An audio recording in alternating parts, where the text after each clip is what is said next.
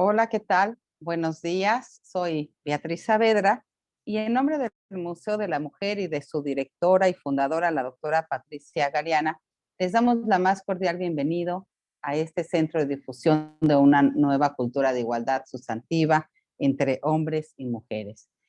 Y bueno, pues el día de hoy en el ciclo Poéticas de la Inteligencia, pues estamos muy contentas de contar con la presencia de la doctora Patricia Rosas Lopátegui y bueno, claro, Cintia Burgos, como siempre, que ahora está con nosotros. Y bueno, el tema de hoy es fascinante.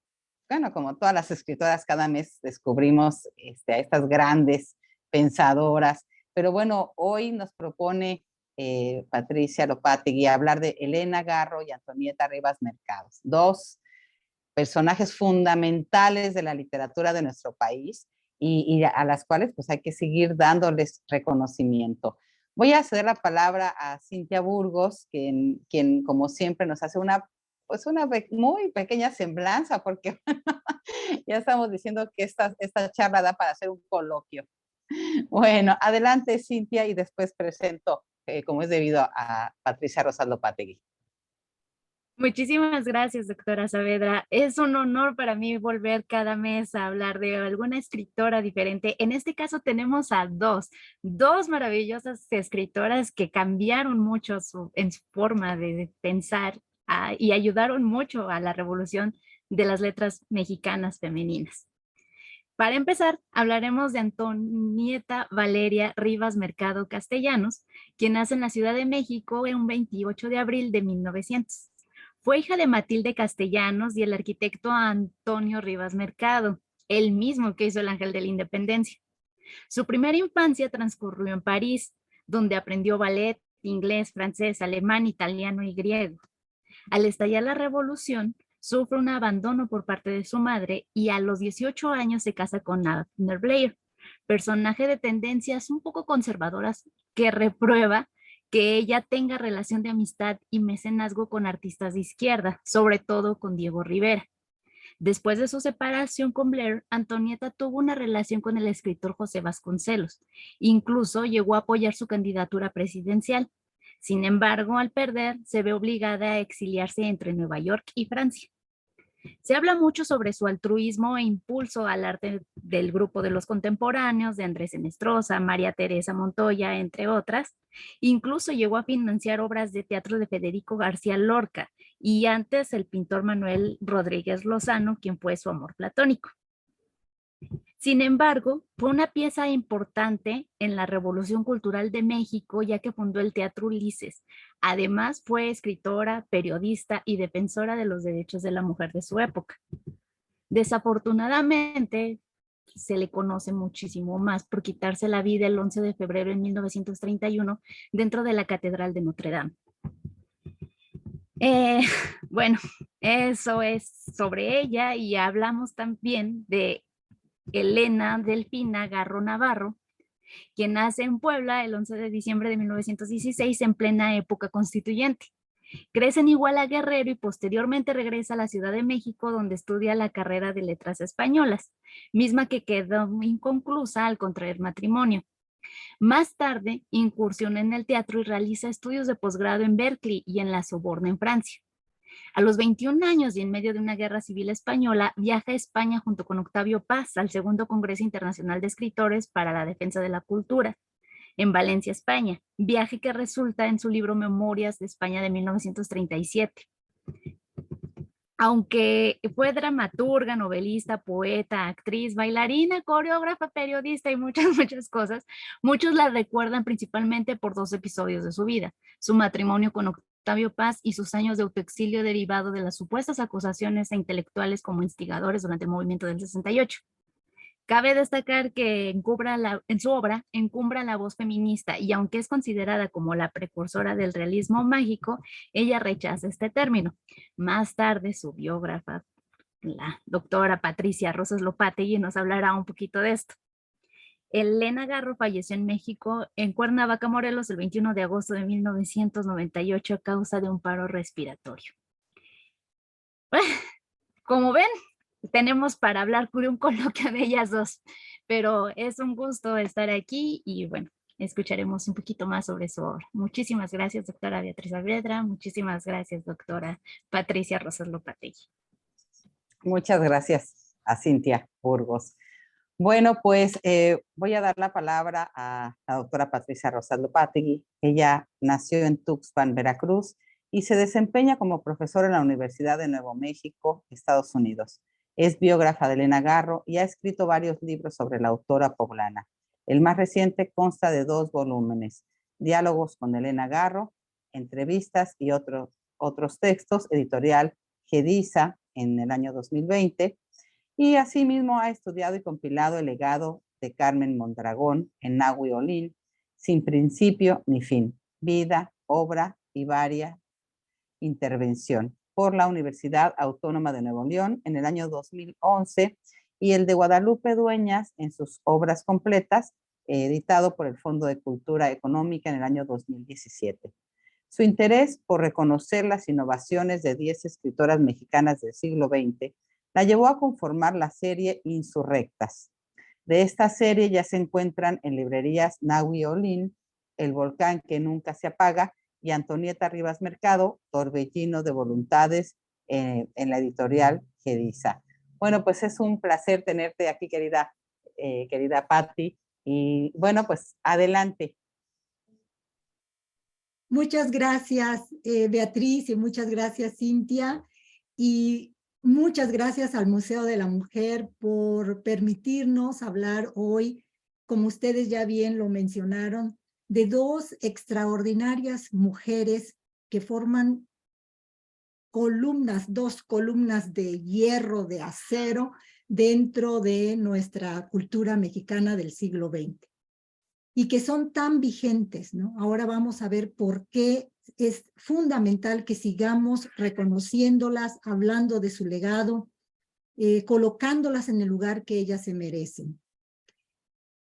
Pues yo a lo largo de mis estudios sobre estas escritoras insurrectas y transgresoras, me percaté de que hay una serie de similitudes entre Antonieta Rivas Mercado y Elena Garro, a pesar de la distancia que existe entre ellas. Como ya mencionó Cintia, Antonieta nació en abril de 1900 y Elena Garro en diciembre de 1916. Entonces podríamos decir hay 16 años de diferencia. Sin embargo, estas similitudes desde mi punto de vista se deben a que ambas vivieron bajo los preceptos de la misma sociedad patriarcal, machista, misógina, mexicana, y también dentro del mismo sistema político vamos a decir, post-revolucionario. En el caso de Antonieta, estaba naciendo ese sistema, y en el caso de Elena Garro, pues era ya un sistema, cuando ella comienza a producir su obra, era un sistema bastante bien establecido, ¿no? Que es la dictadura de partido. Entonces, vamos a ver estas similitudes que he preparado para ustedes, para nuestra audiencia del Museo de la Mujer. Por un lado, quiero tocar 3 aspectos. Por un lado, el matrimonio. En segundo término, tanto Antonieta como Elena Garro como pioneras de la visibilización de la violencia en contra de la mujer. Y otro aspecto, la incursión de estas 2 mujeres en la política. Una circunstancia muy poco común que se dé en las mujeres, ¿no? Sobre todo en el siglo XX, no es algo tan característico de las mujeres que incursionen en la política como lo hicieron Antonieta y Elena Garro. Porque una cosa es el activismo, ¿no? El activismo social, la lucha en defensa de los campesinos o de los indígenas o de los obreros, pero otra es incursionar directamente en la política, que les costó pagar una altísima factura a las dos. Bueno, entonces voy a empezar por el matrimonio. Tanto Elena Garro como Antonieta Rivas Mercado se casaron muy jóvenes y se casaron siendo unas mujeres inocentes, vírgenes, bajo estos preceptos del cristianismo católico, ¿no? Que reducen a la mujer al rol de madre y de esposa.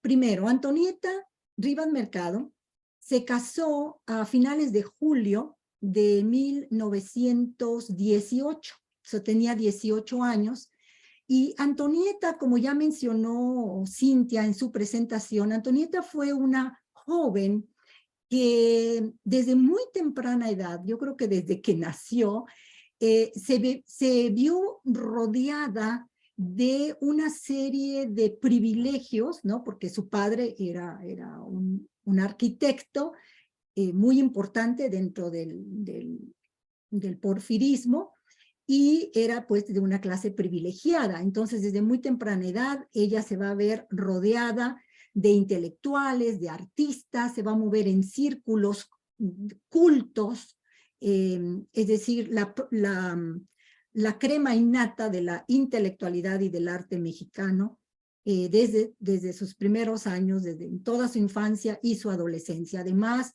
viajó con su padre a París, vivió meses en la capital francesa, nutriéndose de esa cultura que estaba, digamos, colocando el arte y la cultura en general, modernizando, volviéndose toda una vanguardia, ¿no?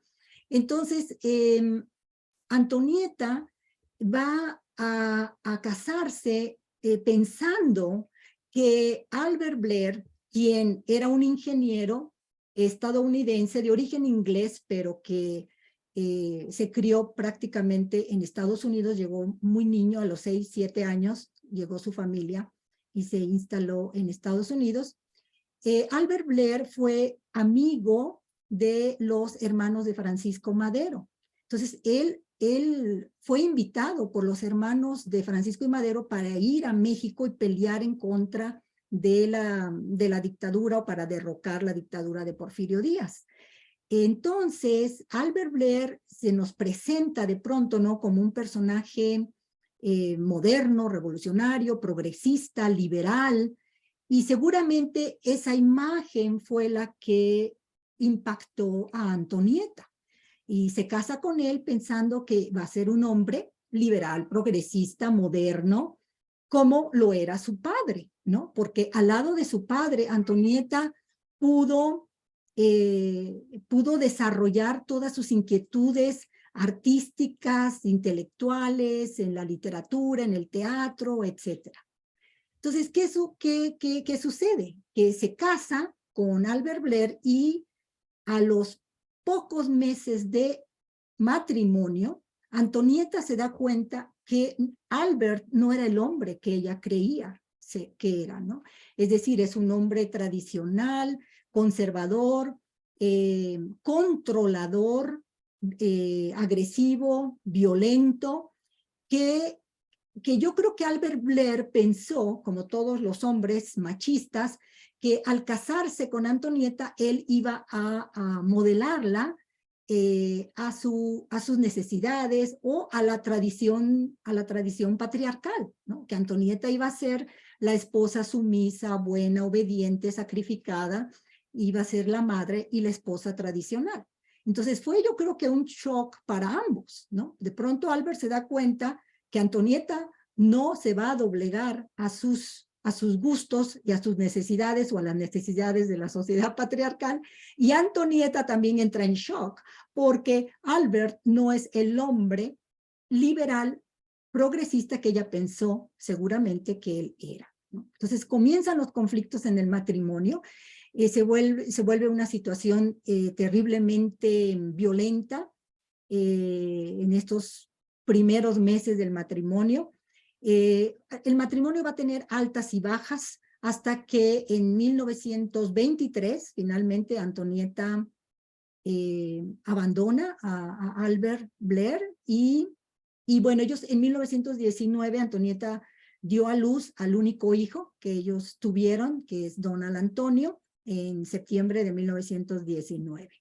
Y Albert Blair va a convertirse en este hombre que no va a poder aceptar que Antonieta digamos, lo rechace, porque ella le dice que ya no lo ama, que la relación no funciona y que tienen que separarse, y él simplemente no puede aceptar tal situación. Es una humillación para su virilidad, ¿no? Para su hombría.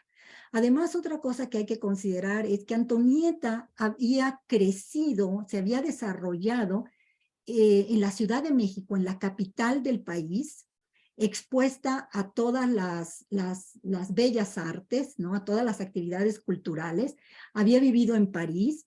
Entonces, cuando se casan, Albert Blair se van a vivir ellos como pareja a una hacienda en el estado de Coahuila, aislada totalmente de todo el mundo que ella había conocido, todo el mundo en el que ella se había criado, ¿no? Vamos a decir, desarrollado. Entonces, esto también debió haber sido un shock muy grande para ella. En fin, Elena Garro. En el caso de Elena Garro, algo similar va a suceder.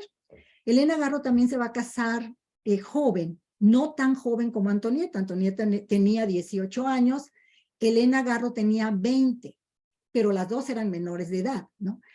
Elena Garro se casó con Octavio Paz en mayo de 1937, tenía 20 años. Ella iba a cumplir 21 años en diciembre, ¿no?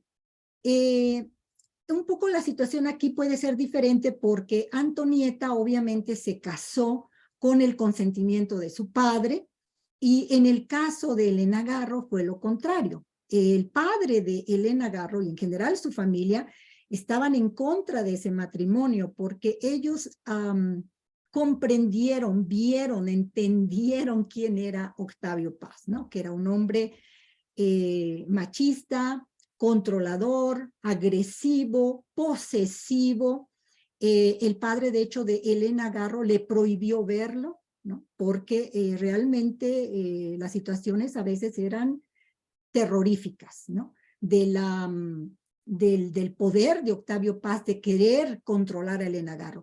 Ahora, Elena Garro se dio cuenta desde el noviazgo quién era Octavio Paz, porque desde las cartas que se han publicado ya recientemente, las cartas de Octavio Paz a Elena Garro, en los diarios de Elena Garro, en algunas obras de Elena Garro, vemos cómo ella desde el noviazgo, Octavio Paz se mostró cómo fue, ¿no? Cómo era, controlador, posesivo, agresivo. Desde novios, Octavio Paz le prohibió a Elena Garro incursionar en el teatro, terminar su carrera en letras, dejar el ballet. Elena Garro estudiaba ballet, Antonieta también estudió ballet clásico, en fin. Entonces, en el caso de Antonieta, no queda claro, no sabemos si Antonieta vislumbró estas actitudes o estos comportamientos en Albert durante el noviazgo. Fue un noviazgo muy breve también. Yo pienso que Albert no demostró su verdadera personalidad, como muchos hombres lo hacen, ¿no? Durante el noviazgo todo es color de rosa y aparentemente son buenos amigos, buenos compañeros, buenas parejas de sus novias, pero una vez que se casan, ya las convierten en sus objetos de posesión. Creo que quizás eso haya sucedido con Antonieta. En el caso de Elena, no. En Elena Garro hay vestigios de que ella tuvo conocimiento de quién y cómo era Octavio Paz. De hecho, ella rompió con la relación en varias ocasiones, precisamente por esas actitudes de Octavio Paz. Sin embargo, Elena Garro dijo, bueno, en una ocasión dijo en una entrevista, yo me casé porque pensé que me iba a casar por un tiempo nada más y que luego me iba a divorciar. pero ese por un tiempo duró 20 años, ¿no? 20 años de un matrimonio también infeliz, como fue infeliz el matrimonio de Antonieta. Y Elena Garro después decía, nos aconsejaba a quienes nos acercamos a ella, nos decía, nunca se casen por un tiempo, ¿no? Bueno, entonces, en ese sentido hay una similitud. También tenemos, y claro, esto es parte de la sociedad en la que ellas vivían. Ambas, tanto Antonieta como Elena Garro, tuvieron una formación cristiano-católica muy profunda, muy fuerte, que obviamente hizo mella en su imaginario, en su psicología y en su manera de entender las relaciones con su esposo, ¿no? Por eso Elena Garro vivió sometida durante 20 años, ¿no? Porque esa formación cristiano-católica nos enseña, nos predispone, nos adoctrina para ser sumisas, buenas, obedientes, sacrificadas y servir al marido. Y si esto todavía persiste, imagínense en los años 20, 30, 40. Todavía era mucho más fuerte, también porque las mujeres no podían ser independientes. Las mujeres en los años 20, 30, 40, incluso 50, 60, podríamos decir, las mujeres no podían tener ingresos, no podían trabajar y tener un puesto que les remunerara una cantidad considerable para poder vivir por sí solas, con un salario propio, ¿no? Esto era imposible. Bueno, en cuanto a que tanto Antonieta como Elena Garro son pioneras en la visibilización de la violencia en contra de la mujer, también es un punto muy importante que debemos recalcar, reconsiderar. Antonieta, en 1929, escribió 2 textos muy importantes que todas las mujeres debemos de leer, que debemos de conocer, así como conocemos o leemos a nuestros poetas favoritas o favoritos, deben de ser lectura de cabecera, sobre todo las mujeres, los hombres también, porque si no hay liberación masculina, no, la liberación femenina se queda trunca, ¿no? Pero en el caso de las mujeres es muy importante porque Antonieta Rivas Mercado escribió un artículo en 1929 que se llama La Mujer Mexicana. En este artículo ella deconstruye, desmantela los preceptos cristiano-católicos que nos han condicionado a las mujeres a ser buenas, sumisas, obedientes, sacrificadas. Y lo que dice Antonieta, y que esto es una mentira, es una farsa, que nosotras las mujeres no somos por naturaleza obedientes, sacrificadas, abnegadas, asexuadas, etcétera.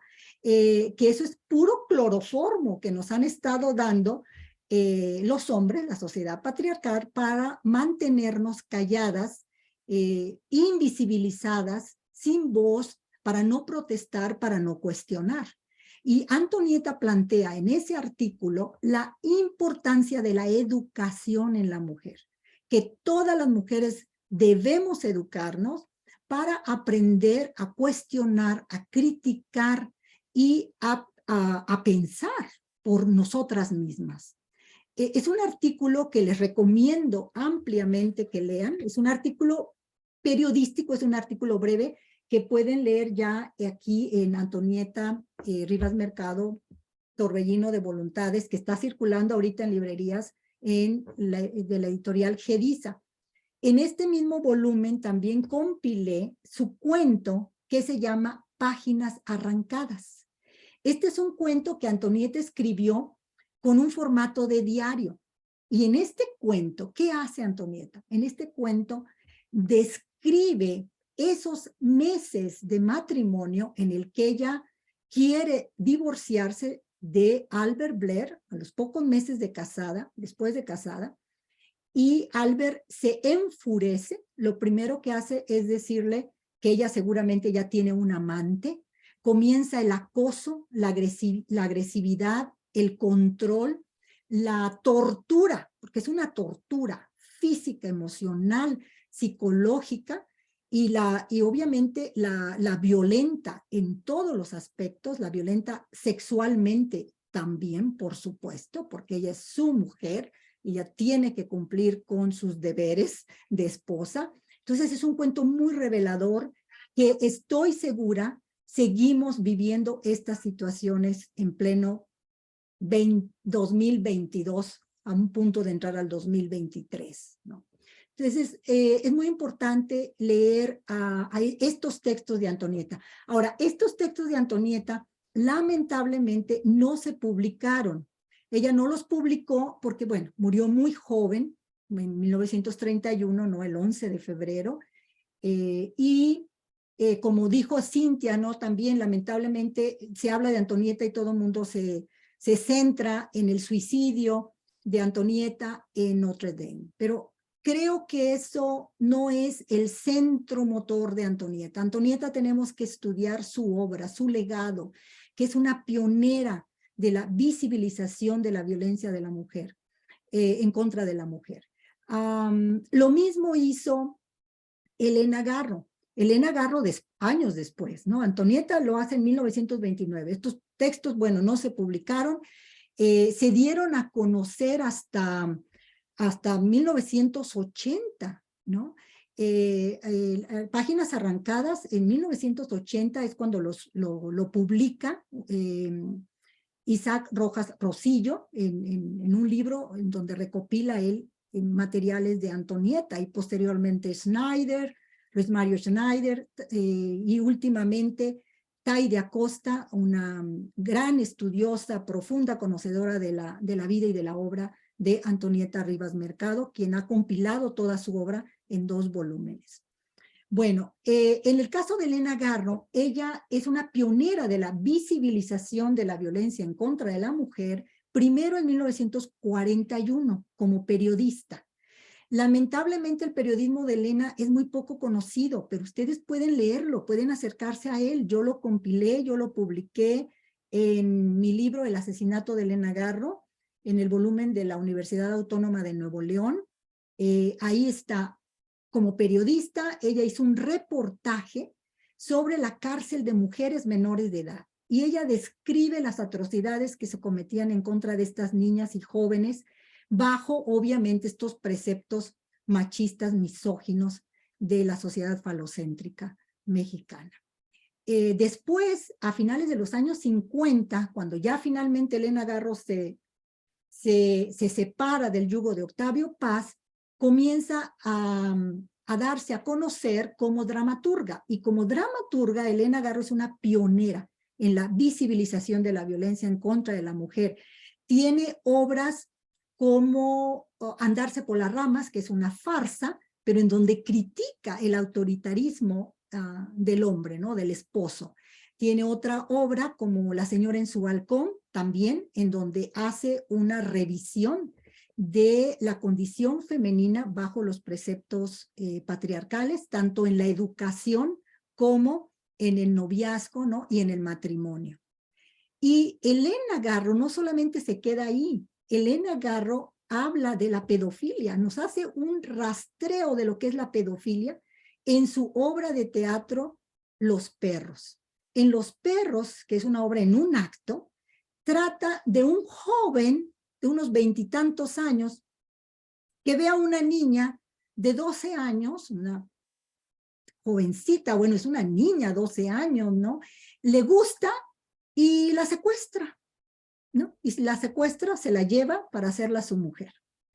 Y este ciclo de violencia, porque lo mismo le ha sucedido a la mamá de Úrsula, ¿no? A Manuela, Elena nos habla de ese ciclo de violencia en contra de las niñas por jóvenes, ¿no? Porque ya son jóvenes, él tendrá unos 20 y tantos años, ella es una niña. Entonces ahí Elena está haciendo un reflejo de lo que es el abuso hacia las niñas, ¿no? Y por último, quiero mencionar el feminicidio. Elena Garro es una pionera en visibilizar los feminicidios en su obra de teatro El rastro. En El rastro es el hombre, el macho joven Adrián, que llega borracho para darse valor y mata a puñaladas a su esposa Delfina, quien está embarazada del hijo de ambos, porque él se ha enamorado de Delfina y al enamorarse de Delfina ha perdido su virilidad.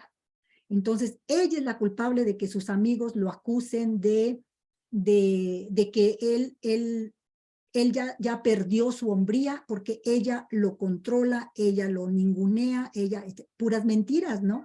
Pero bueno, son los preceptos patriarcales. Entonces, Adrián la asesina, ¿no? La mata a puñaladas. Entonces, es un feminicidio. Y por último, el último aspecto que yo quisiera recalcar es la incursión en la política. Antonieta Rivas Mercado se unió a la campaña de José Vasconcelos en 1929. José Vasconcelos se propuso combatir la dictadura de Plutarco Elías Calles. Plutarco Elías Calles se había convertido en el jefe máximo de la revolución, fue un general oportunista, desde luego, que fue quien creó, podríamos decir, la dictadura de partido, porque él fundó el Partido Nacional Revolucionario, el PNR, que es el PRI, el Partido Revolucionario Institucional, nada más cambió de nombre, pero es el mismo. Entonces, este partido lo fundó Plutarco Elías Calles para combatir precisamente la subversión de José Vasconcelos. Antonieta patrocinó, invirtió una buena cantidad de su herencia en la campaña de Vasconcelos, incursionó en la política. De hecho, Antonieta escribió la crónica de la campaña de Vasconcelos, un texto extraordinario que todos los mexicanos debemos de leer para comprender ese periodo de nuestra historia, un periodo negro de nuestra historia, pero que es muy revelador de cómo hasta cierto punto seguimos viviendo bajo esos mismos lineamientos, de una y de muchas maneras. Entonces, Antonieta incursionó en la política, y esto, claro, le costó un precio muy alto. Tuvo que pagar un precio muy alto. Antonieta creía en la importancia de la educación y José Vasconcelos había prometido que si ganaba, le iba a dar el voto a la mujer.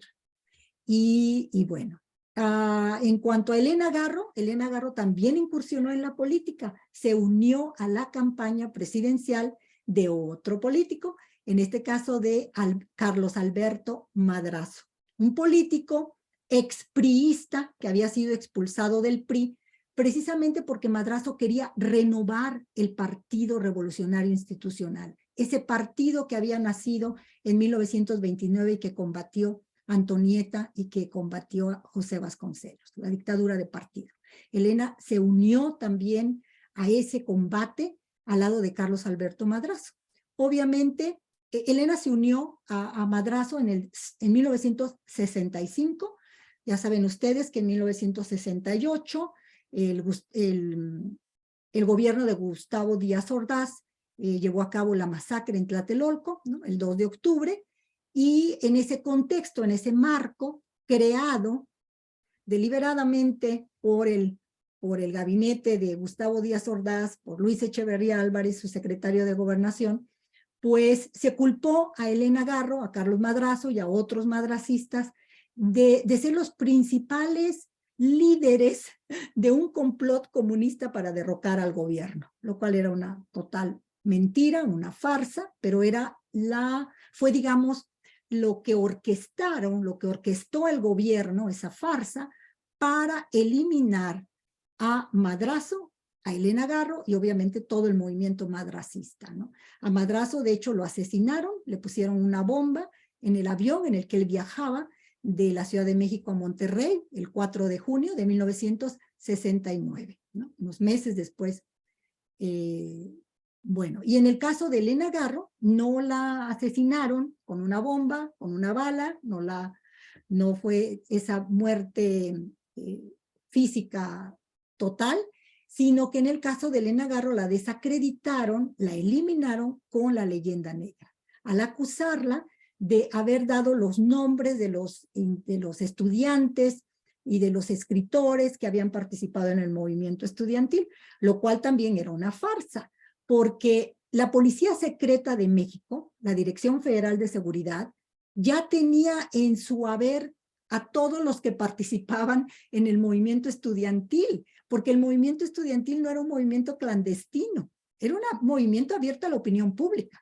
Todos los intelectuales, escritores, artistas, los estudiantes, los líderes que participaban en el movimiento estudiantil, se reunían en mítines públicos, firmaban manifiestos que eran públicos. Entonces, era totalmente falso que Elena Garro había dado esos nombres. La Policía Secreta, la DFS, que era una especie de ala, digamos, la sucursal de la CIA estadounidense en México, pues ya tenía todos esos nombres, pero fue lo que ellos utilizaron para enemistar todavía más y desacreditar a Elena Garro, enemistarla con los intelectuales con los que ella ya tenía una guerra, ¿no? Con esos intelectuales siempre al servicio del poder, de quienes, bueno, ellos recibían muchas prebendas del poder. Por eso son los escritores del statu quo, los escritores que están en el canon, los escritores que todo el mundo lee y conoce, ¿verdad? Octavio Paz, Carlos Fuentes, Carlos Monsiváis, Fernando Benítez, incluso de alguna manera también Rosario Castellanos, ¿no?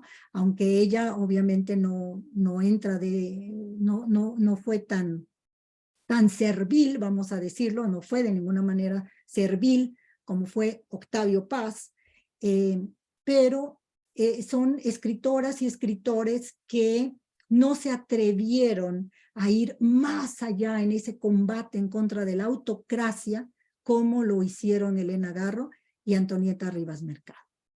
Bueno, pues muchísimas gracias. Yo esto es lo que les quería compartir a Beatriz, a nuestra audiencia en el Museo de la Mujer el día de hoy. Muchas gracias, querida Pati. Bueno, no, pues muchísimo que dialogar, ¿no? Yo, fíjate, bueno, se me hace muy interesante, siempre pues son personajes, por decirlo, ¿no? Que nos dan muchas referencias y lo que es increíble es que te estoy escuchando y volteas a tu alrededor y siguen sucediendo las mismas cosas. Es decir, que no hemos aprendido las mujeres, ¿por qué nos siguen pasando las mismas cosas? Son casos muy actuales y son casos que se dieron hace cuántos años. Entonces, como dices tú, yo creo que lo primero es que las leamos para aprender de estas vidas y cambiar, ¿no? Y cambiar las cosas para nosotras y para nuestras futuras generaciones. Y fíjate que, por ejemplo, a mí también siempre eso me llama la atención, que Antonieta Rivas Mercado, y dicen, bueno, pues se suicidó allá en París porque iba a Vasconcelos, pero bueno, yo sé que también el hermano, o sea, la familia intentando hacerla regresar, pues no le mandaba dinero, entonces el hermano no le manda dinero, le manda muy poco, y entonces yo me imagino a una mujer que además fuera de la ley porque se robó al hijo, lo cual yo también haría, yo también lo hubiera hecho, se roba al hijo, entonces está fuera de la ley, en un lugar extranjero, sin dinero, ¿no? Que sí, bueno, porque ella estaba acostumbrada a la buena vida. No, ni siquiera creo que era eso, era estoy sin dinero, es decir, de qué manera la sociedad y la familia como sociedad son los primeros que la dejan sola, que la presionan. Y sí, y a veces, no sé, te pregunto porque dicen que si fue suicidio o no, pero yo digo, si fue suicidio, también fue un suicidio dejando o sea, con una autonomía, no porque estaba deprimida, porque la abandonó, ¿no? Por amor, no, porque la abandonó Vasconcelos, no fue, si fue un suicidio fue con una autonomía de una declaración de eso es lo que me están haciendo, eso es lo que yo estoy diciendo, pues que me está haciendo la familia, la sociedad, ¿no? Entonces también ella, pues si tú piensas que sí fue un suicidio. ¿Me preguntas a mí o a...? Sí, a ti, Sí, Pati. sí. No, yo estoy totalmente de acuerdo contigo, Beatriz. Yo creo que en el acto de Antonieta hay hay es la manera en que ella se manifiesta en contra del control que quieren ejercer sobre ella, ¿no? Es decir, quieren, lo que tú mencionaste muy bien, Albert Blair y su hermano Mario, sobre todo, que es el que se queda a cargo, digamos, de las propiedades y de los ingresos de la herencia del padre, le deja de mandar dinero porque a Mario se alía con Albert Blair y también obviamente con las autoridades mexicanas, ¿no? Se alían para obligarla a regresar a México y regresar al hijo, ¿no? Entonces, Antonieta es una manera como tú dices, su autonomía, su manera de protestar, no me van a controlar, no voy a volver. Ella no quería volver a México porque no quería volver a ver a Blair, no toleraba a Albert Blair, no toleraba ese desgaste, esa constante lucha, ¿no?, que había con él y que se había convertido también en un problema muy serio para su hijo. Antonieta estaba pensando en su hijo, en Donald. Decía ella que quien más iba a sufrir con este estire y afloja entre el padre y la madre era el niño, ¿no? Y es cierto. O sea, los niños sufren muchísimo cuando los padres viven en un constante combate y ellos están en medio y se convierten, digamos, como en el objeto, en este caso el objeto del padre, porque el padre era el que en realidad, mira, después de que Antonieta se suicida o muere, Donald Antonio nunca va a vivir con el padre. Sí, además, el padre lo deja. El padre lo deja ya con su hermana, bueno, en Estados Unidos, es donde él vive, nunca vive realmente con su padre. Entonces ahí podemos ver que a Albert Blair ni siquiera realmente le interesaba el hijo, era cómo dañar, cómo hacer... Tener poder, cómo tener poder sobre la mujer, ¿no?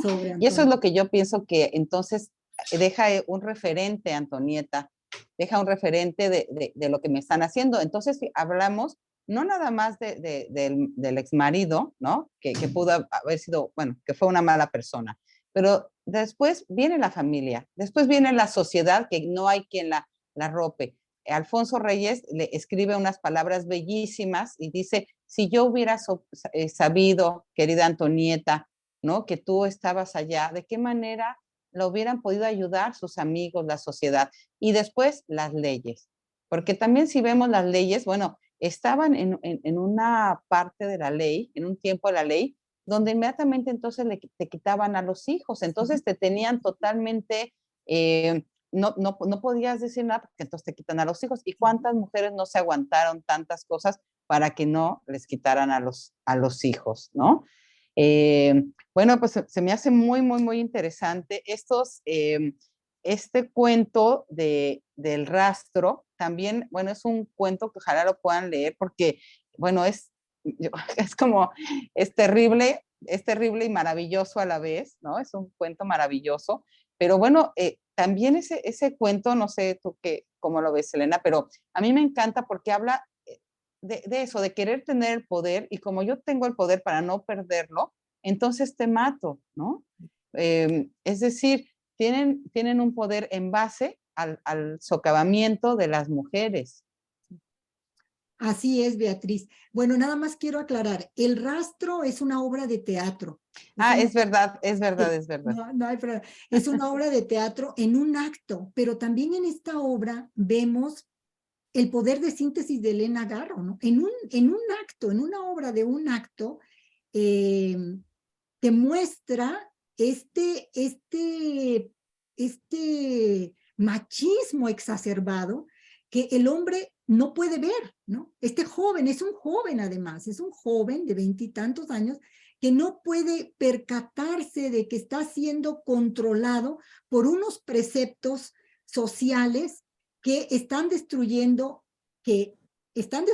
la vida de su esposa y de su hijo y su vida misma, porque obviamente él, después de asesinar a su esposa embarazada de su hijo, ¿qué vida puede tener? Ninguna, por supuesto, ¿no?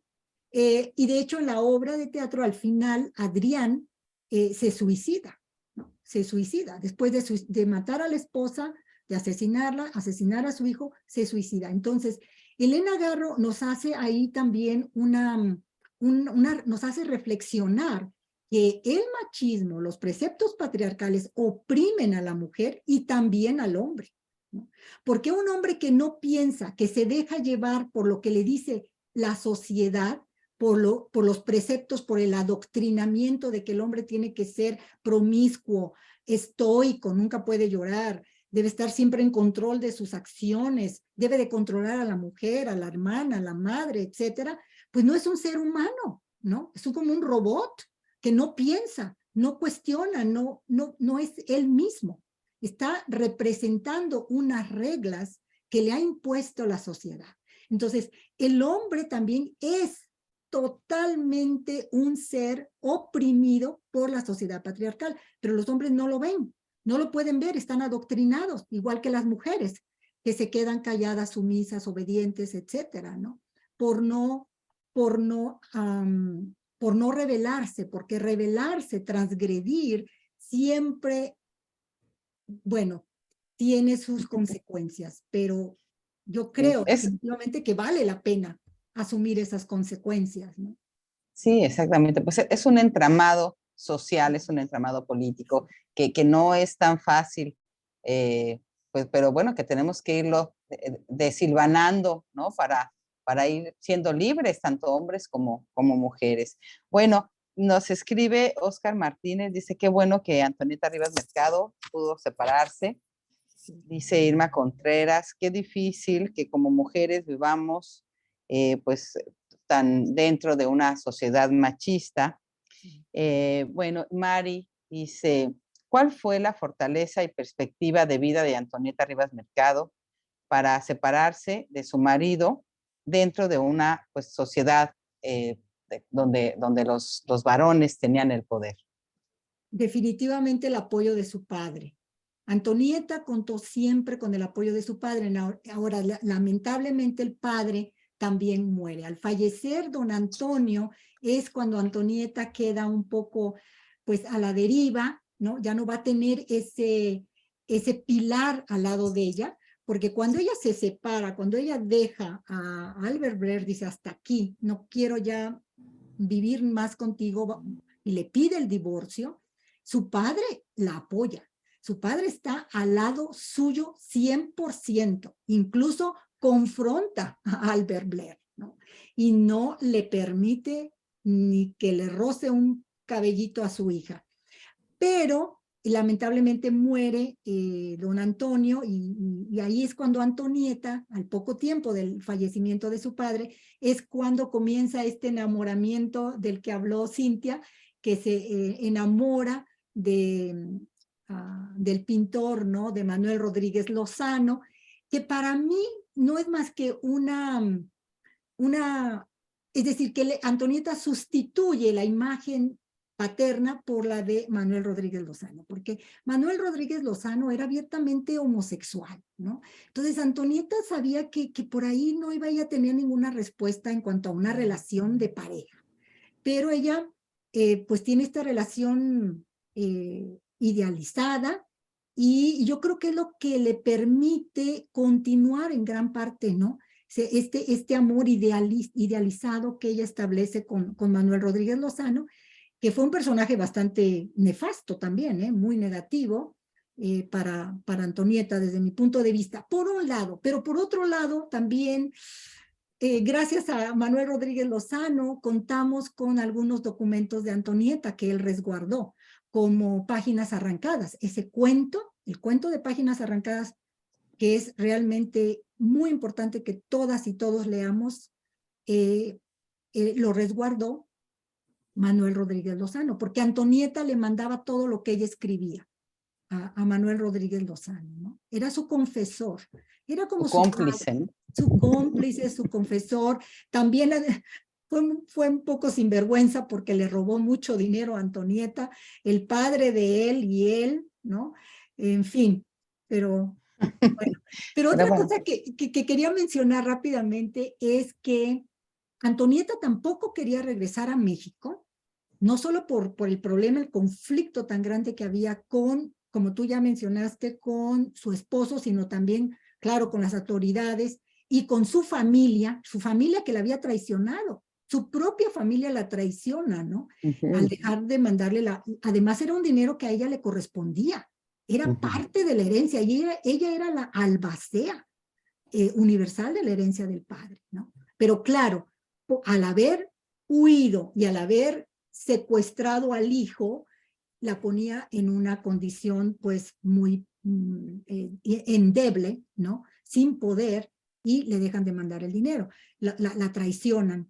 Y tampoco quería regresar a México porque Antonieta detestaba lo que había sucedido en México, porque Plutarco Elías Calles se robó las elecciones. Obviamente hubo fraude electoral, le robaron las elecciones a Vasconcelos, los vasconcelistas fueron perseguidos, acosados, hubo cientos de muertos, a manos de los seguidores de Plutarco Elías Calles en contra de los vasconcelistas. Entonces Antonieta tampoco quería regresar a ver ese México traidor, corrupto, fraudulento, lo detestaba nada más de pensar de volver a un México que había traicionado todos los ideales del pueblo, ¿no? Y de lo que representaba para ella Vasconcelos, ¿no? Como candidato a la presidencia.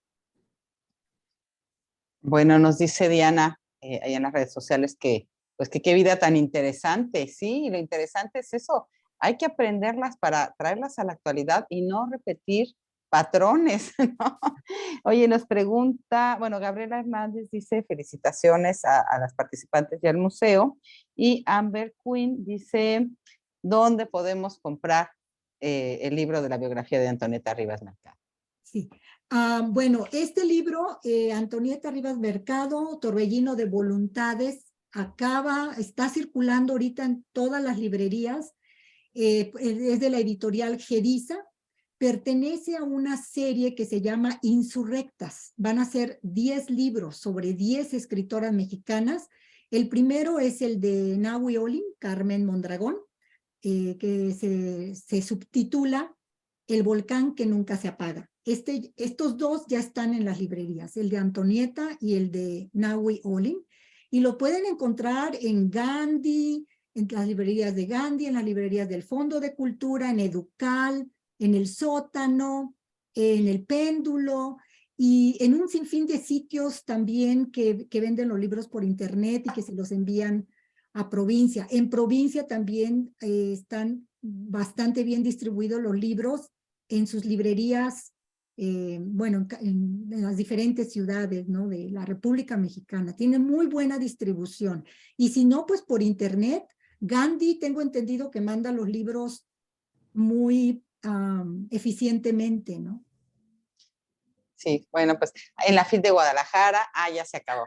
Ay, en la FIL de Guadalajara, allá estuvo también, allá estuvieron los 2 libros. Sí, y también los pueden consultar en el Museo de la Mujer, porque ya los tenemos ahí en nuestra biblioteca, en el Museo de la Mujer. Entonces, cuando hay ahí, pues pueden ir a consultarlos, ¿no? Con muchísimo gusto. Es cierto, Beatriz, están en el Y Museo de la Mujer. No hay pretextos, ¿verdad, Beatriz, para no leer a estas escritoras? No hay pretexto. exacto, sí, sí, nos sonó muy linda, Pati.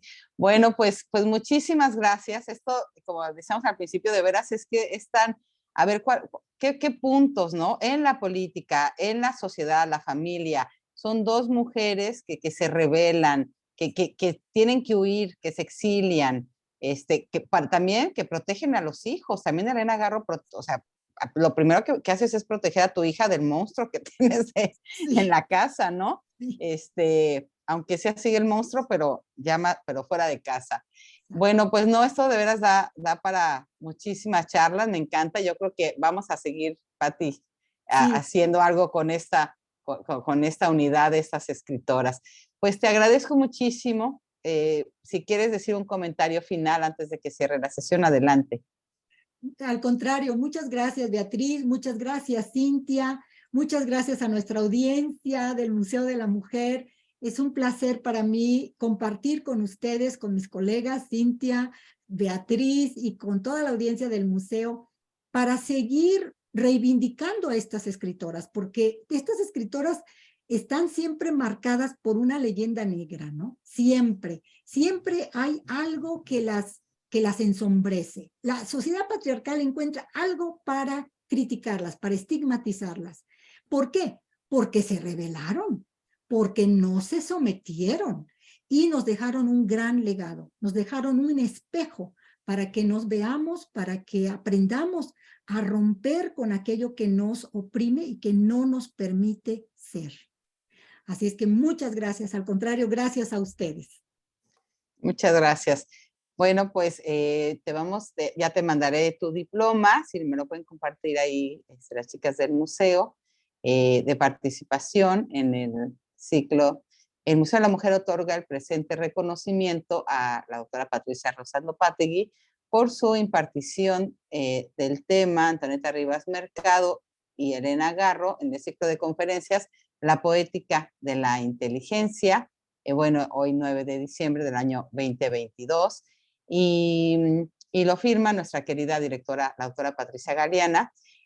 Y me voy a permitir darles la primicia a los que nos siguen en el museo, porque este jueves 15 de diciembre a las 10 horas se va a inaugurar en el metro de la Ciudad de México la exposición Poéticas de la Inteligencia de este ciclo que ya tiene cuantos años y parte de muchas de las actividades que yo realizo en la biblioteca del metro de la Ciudad de México. Entonces, bueno, pues por ahí los esperamos. De veras, este ciclo Poéticas de la Inteligencia ha sido algo pues maravilloso y hablar y conocer la vida de todas estas escritoras que algo vamos aprendiendo para mejorar de su vida y de su obra. Bueno, y no sé si tenemos próxima actividad. Ahí muchas gracias.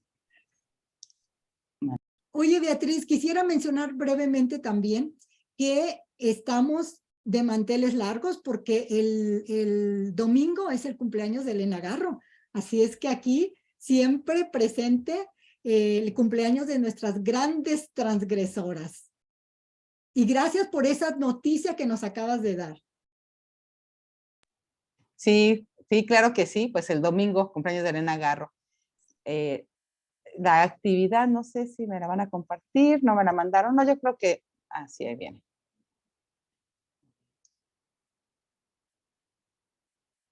Bueno, agradecerles también a estas chicas del Museo de la Mujer que siempre nos están ahí apoyando, ayudando.